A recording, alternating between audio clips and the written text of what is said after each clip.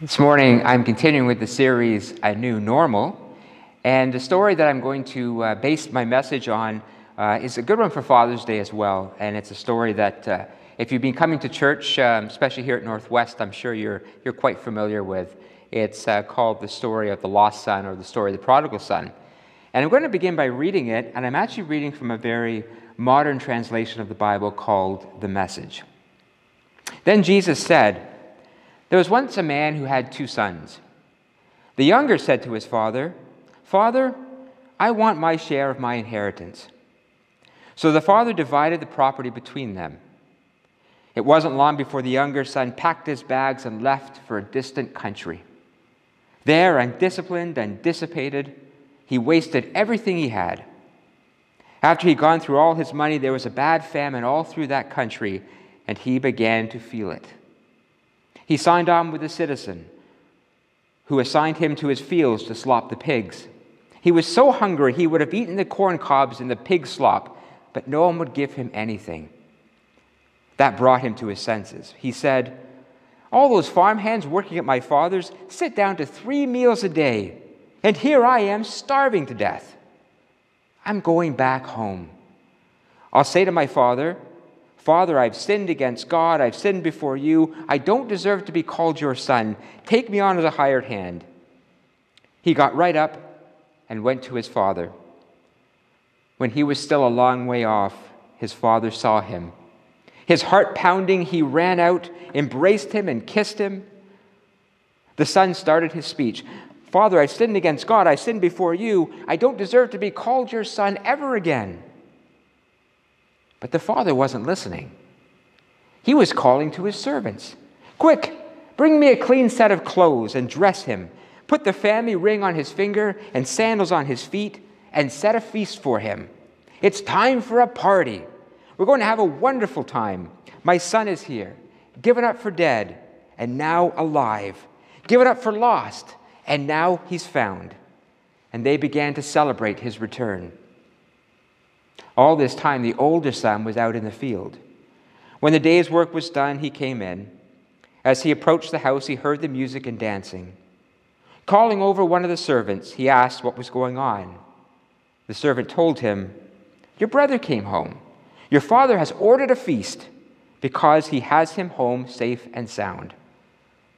The older brother stalked off in an angry sulk and refused to join in. His father came out and tried to talk to him, but he wouldn't listen. The son said, 'Look, how many years I've stayed here serving you, never giving you one moment of grief or trouble. But have you ever thrown a party for me and my friends? Then this other son of yours who's thrown away all your money shows up, and you go all out with a feast.' His father said, 'Son, you don't understand. You're with me all the time, and everything that is mine is yours. But this is a wonderful time, and we have to celebrate.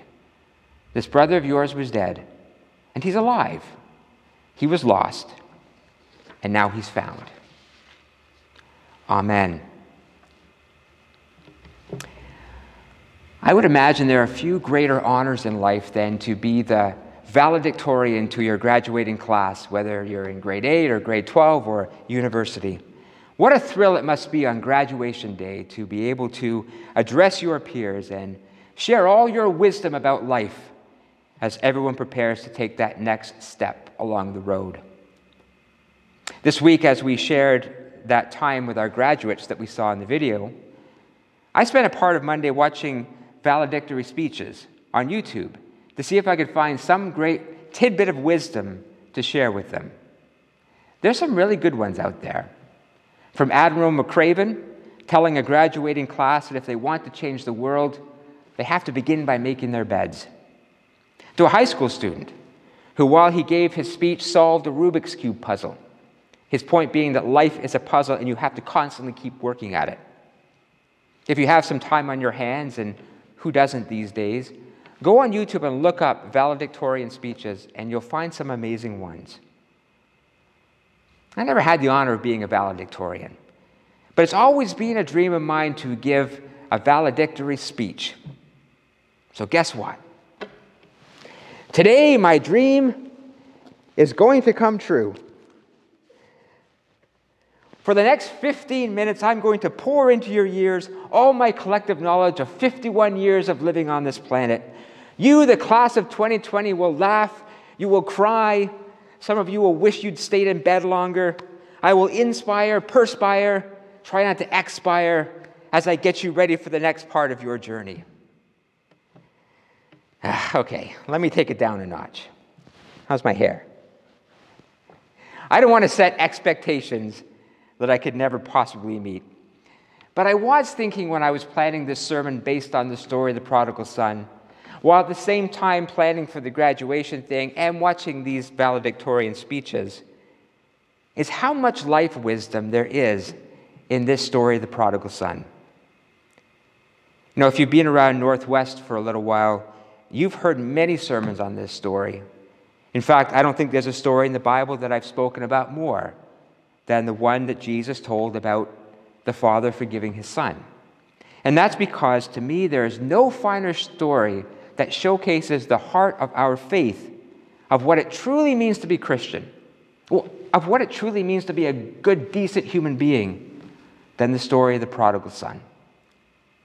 Robert Fulghum once famously wrote, "All I really needed to know I learned in kindergarten." Well, at the risk of a lawsuit, I'm going to tweak that a little and say, all I really needed to know I learned from the prodigal son.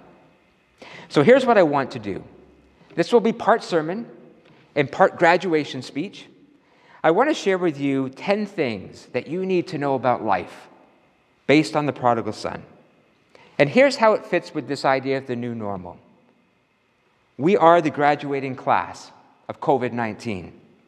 At least, let's hope we are. Let's hope we're not coming back for a fall semester, if you know what I mean. We've been through a lot. We're not there yet, but things are better. We can start to think about the future, maybe start to think about some things getting back to normal. But COVID-19 has given us all pause in our life to reflect on many things about our lives. So, as this is a time of personal reflection, I want to take a look at this story and its great lessons for life. There are 10. I'm going to move through them pretty quickly. So if you're ready, here we go. The life lessons from the prodigal son. Number 1, your grass may be greener than you think. The story of the prodigal son is based on the single premise that things are always better somewhere else. As far as we can tell from the story, the son had a lot going for him. A good home, a good dad, a good job, a good life. At least we assume he did. But it wasn't enough. There's got to be more to life, thought the son. The grass has to be greener somewhere else. And so off he went in the night with a bag full of money to see how green the grass really was, only to discover that it was no greener there than it was at home. That's definitely a premise we can all fall victim to. Some call it wanderlust. Some call it itchy feet. This idea that things must be better somewhere else. Down the road, around the bend, over the next horizon. And don't get me wrong, we all have a right, even I dare say a responsibility, to explore and have adventures and really fully live our lives. But there's always a cost-benefit. Before we wander away, the question we should ask ourselves is, does my location need to change, or does something else need to change? I want to tell you one of my favorite stories, and I've told it before. I actually told it a few weeks ago doing something else. It's a little parable, I'll tell it very quickly, about a guy who was very dissatisfied with his life. He lived in this tiny, broken-down house he didn't really like. He was married, but he didn't particularly get along with his wife, and he had kids, and they were always driving him crazy, and he would go to work, and he didn't really like the people that he was working with. They never seemed to listen to his ideas. Very dissatisfied. One night he was sleeping, and suddenly he was awoken in the night by an angel. And the angel said to the man, "I can tell you're very unhappy. But did you know that there is a land you can go to where you will be happy all the time?" Guy said, "Great. Where is this place?" Angel said, "Simple. When you get up tomorrow, Start walking through the forest. You're going to get halfway there. You're going to find a little cottage. You can stop and stay there for the night. Get up the next morning and walk the second half. And when you come out of the forest, you will be in this new happy land. Guy says, this is amazing. But one thing to remember, said the angel, it's kind of confusing in the forest. So when you get to the cottage, before you go to bed, take your shoes off, point them in the direction you're walking so that you're going the right way the next day. Great. Guy wakes up the next morning. Off he goes on an adventure. Walks all day through the forest, gets to a little cottage, stops in the cottage for the night, takes his shoes off, puts them down, points him where he has to walk tomorrow, goes to sleep. That night the angel returns, takes the man's shoes, turns them around so they're pointing in the opposite direction. Guy gets up, puts on his shoes, and starts walking. Later that day, he comes to the forest, and there is the happy land. He's amazed because it looks like his old town, but so much cleaner and brighter. He finds a house just like his old house, but it seems to be in much better repair. There's a woman in the house, just like his wife that he left behind, but she seems so much nicer to him. And there were kids, just like his kids, but so much better. Later he went to work, and he was amazed. He got along with his colleagues. People listened to him. It was amazing. And the man lived happily ever after in his new happy town. Sometimes we think we need to change locations. Sometimes it's something else that we need to change. Secondly, don't shy away from tough conversations. The son was unhappy with his life, but rather than talk about it, he walked away from it.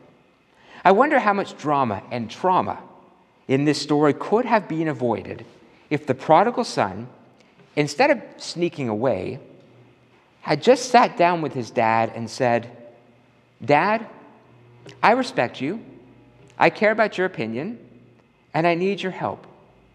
I'm not satisfied with my life here. I want more, I need more, I desire more."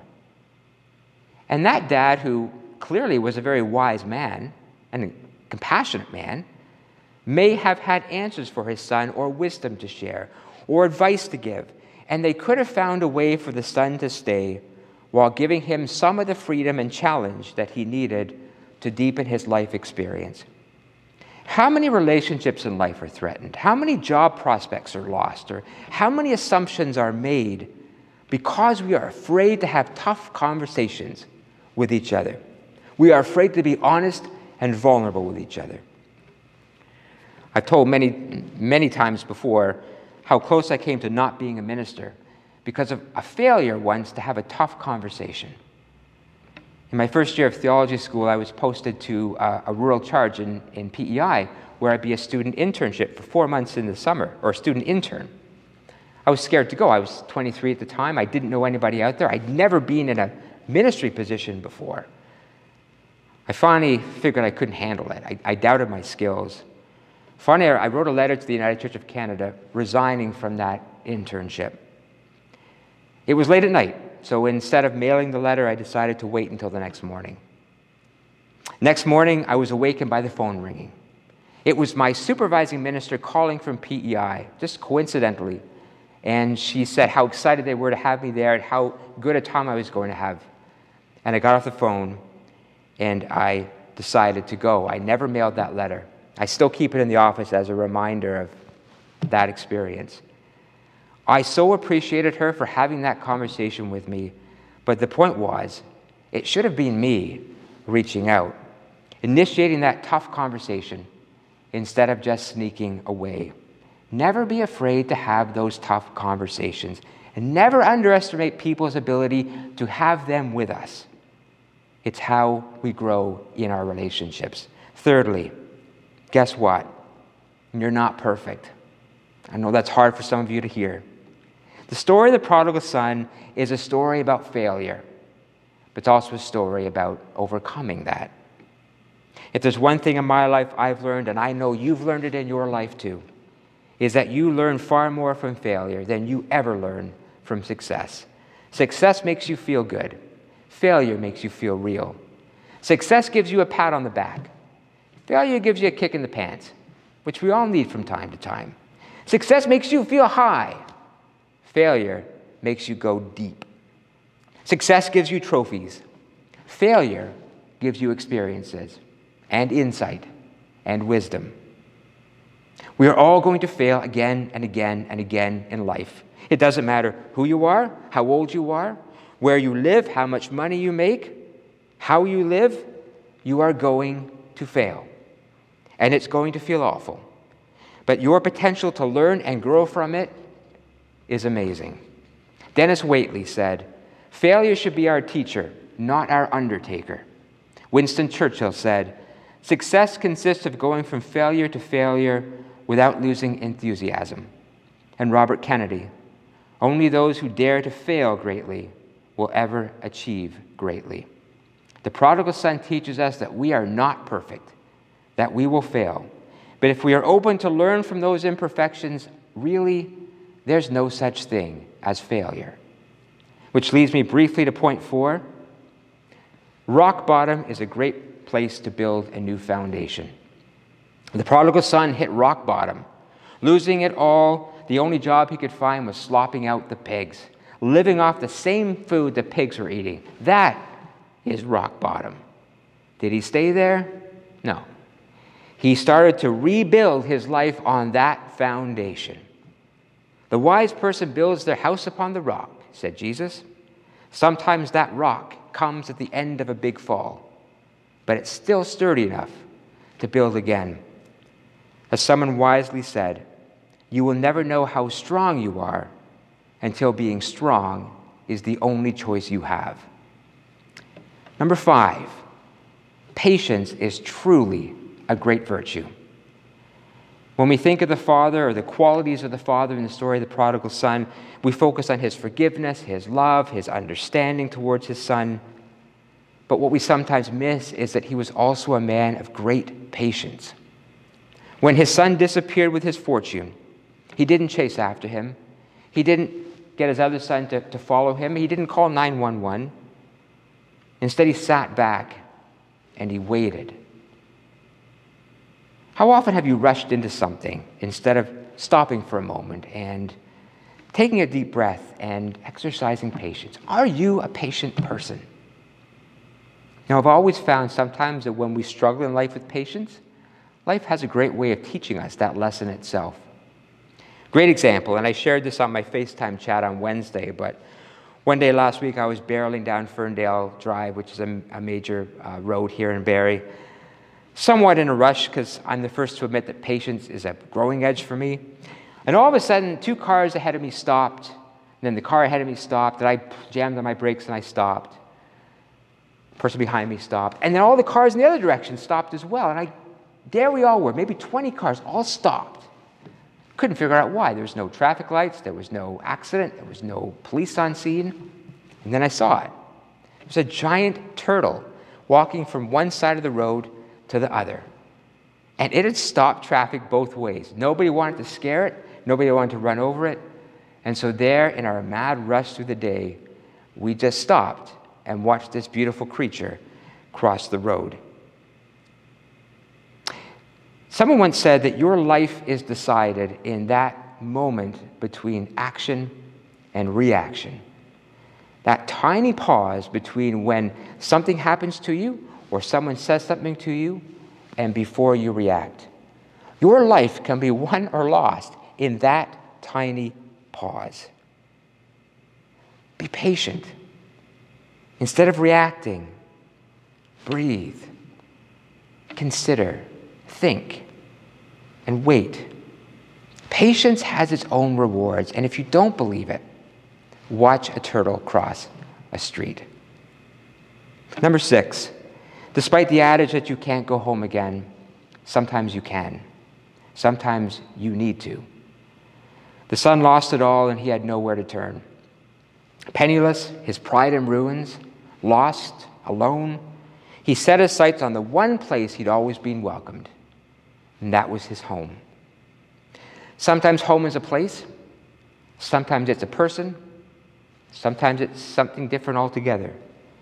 It is that place or person with whom you know you will find a welcoming hug and an invitation to come in. On Tuesday, again, when we had our grads here, I told them the story that I usually tell every year to our confirmation class. You know, my last year of high school and my first year of university, I stopped going to church completely. There was a good 2-3 years I didn't go to church at all. But then life got a little challenging, and I returned to church, not really expecting much. But what I found when I walked back in those doors was a sense of home, and it changed a lot in my life. And I said to the grads, I'll say it to anybody out there, you may get away from church for a time, for a bit, and that's okay. But just remember, the church is always here. The doors are always open, and I want you to know you can always come home. Whatever that word means to you, wherever that place is, whomever that place is, never be afraid to come home when you need to. Number 7, your character is defined by how you treat the least among you. As the great poem said, laugh and the world laughs with you, weep and you weep alone. And that is sad, but it tends to be true. Everyone loves a happy person. Everyone loves a successful person. Everyone wants to be around someone who is popular and doing well in life. Why? Because it's easy. It's easy to ride on the coattails of popularity and success. But friends, I hate to tell you, as good as that sounds, that's not the Christian way. In fact, it's the very opposite of the Christian way. We follow a man who didn't connect by going up, but by going down. We follow the man who waded into leper colonies, who forgave the unforgivable, who welcomed children when everyone else ignored them, who comforted those who broke the law, who helped the sick while everyone else crossed to the other side, who boldly proclaimed, "Blessed are the meek." The Father forgave the prodigal son in his deepest, darkest moment and showed a depth of character that defines in an instant what it means to be a follower of the one who is the master of the second chance. The prodigal son shows us what it means to be a person of character, and true character is found in your measure to extend the best of yourself to the least among you. Think about this. The powerful and the successful don't really need one more admirer, but the marginalized and the forgotten will always need one more advocate. Align yourself with those who struggle and suffer, those who've wandered, those who are lost. Encourage the downhearted and welcome the stranger. Stand in solidarity with those who don't have a voice and expand your circle to those who can't find their place. For what you do to the least of my people, said Jesus, you do for me. Number 8, don't just love the people in your life. Love them enthusiastically. My favorite line in that story says that when his father saw his son coming down the lane, coming home after being away for so long, he rushed to him and he embraced him. He didn't wait at the door. He didn't wait for his son to apologize. He didn't wait for an explanation. My son has returned, he said, and he rushed to him and he embraced him. You know, I never considered myself a particularly demonstrative person, but boy, these past 3 months have I ever missed hugs. And I know I'm not alone in thinking that. There are going to be a lot of hugs in this place when we finally get together again. We need them. We need people to be enthusiastic about us, enthusiastic about love. You can never say to somebody too many times how you feel about them. Have you ever heard a child say, oh, I wish my mom and dad would stop telling me how much they care about me? And if they do say it, they don't mean it. As much as we teach people that they need to feel good about themselves from within, we also need to affirm our place in the world and our place in life by being reminded that we are loved and being reminded enthusiastically. Don't just love the people in your life. Love them with enthusiasm. Number 9, life is not fair. but please go to the party anyway. The fly in the ointment of this wonderful story of the prodigal son is, of course, the other son. The one who, while his brother was gallivanting around, losing everything, stayed home, stayed by his father's side, kept working, kept doing what he was supposed to do. And in the end, when his dad throws a party for his brother, he refuses to go. Why? Because, as he said, it's not fair. It's not fair. You know, when we are kids, we are taught by our parents the importance of fairness. If you get a cookie, your brother gets a cookie. If your sister has 10 gifts under the tree, you have 10 gifts under the tree. And so on and so on. And we learn that life should be fair. At some point, this is a lesson we have to unlearn. Because we have to realize at some point that life doesn't unfold the way that we wish it would. The scales of justice don't always balance. We don't always get what should be coming to us. We all appreciate fairness, and that's why so many of us can relate to the frustration of that other brother. We get it. We understand where he's coming from. But my point is always this. Jesus didn't tell this story to be a story about justice and fairness. He told it as a story of radical, generous grace and forgiveness and love. And I feel very badly for that brother because he was so worried about fairness, he missed out on the party of grace.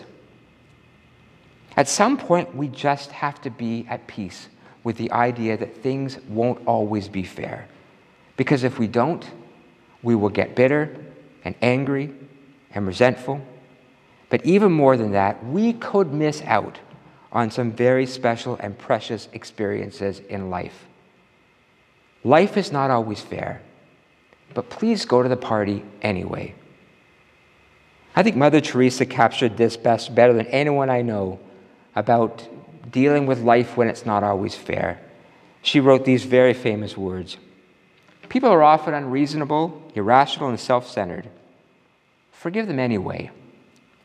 If you are kind, people may accuse you of selfish, ulterior motives. Be kind anyway. If you are successful, you will win some unfaithful friends and some genuine enemies. Succeed anyway. If you are honest and sincere, people may deceive you. Be honest and sincere anyway. What you spend years creating, others could destroy overnight. Create anyway. If you find serenity and happiness, some will be jealous. Be happy anyway. The good you do today will often be forgotten. Do good anyway. Give the best you have, and it will never be enough. Give your best anyway. In the final analysis, it's between you and God. It was never between you and them anyway. And finally, we're at the end. The 10th point, the 10th life lesson from the story of the prodigal son. And it's a statement of faith. It's a statement of faith that I believe with the core of my being. And it is this. Grace is the heartbeat of God in the world today. The story of the prodigal son comes down to this. This young man messed up. He hurt people because he messed up. He fractured trust because he messed up. And quite frankly, he deserved every consequence and punishment that the father and his brother could throw at him. To say nothing of the countless people that he may have hurt or cheated while he burned his way through his fortune. But what did he get instead? The arms of his father around him, a party in his honor, and complete love and forgiveness.